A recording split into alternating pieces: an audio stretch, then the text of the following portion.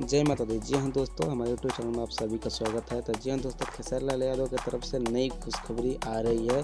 तो जी हाँ दोस्तों, एल्बम का पोस्टर रिलीज़ कर दिया गया है, जिसका एल्बम का नाम है धमाका हुई आरा में, जिसके राइटर हैं सोनू सुधाकर और म्यूजिक दिए हैं आर्या शर्मा। और बहुत जल्द ही कल 6 बजे हम भोजपुरी यूट्यूब चैनल पर इसका वीडियो रिलीज़ किया जाएगा, क्योंकि आज ही इसका रिलीजिंग टाइम था और 6 बजे रिलीजिंग का टाइम था, तो रिलीज़ नहीं हो पाया क्योंकि वीडियो कंप्लीट नहीं हुआ था।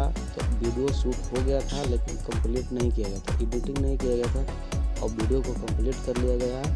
और कल हम भोजपुरी पर आप लोग देखिए यूट्यूब चैनल पर जाकर के खेसारी लाल यादव का, जैसे कि एक्स आया था, यादव राज लिखे थे, उस बवाल हुआ था। ये भी सॉन्ग बवाल होगा, धमाका हुई आरा में, तो धमाल मचा दिए आरा में। तो ये सॉन्ग का एल्बम का नाम है, बहुत बढ़िया सा नाम भी रखा गया है एल्बम का।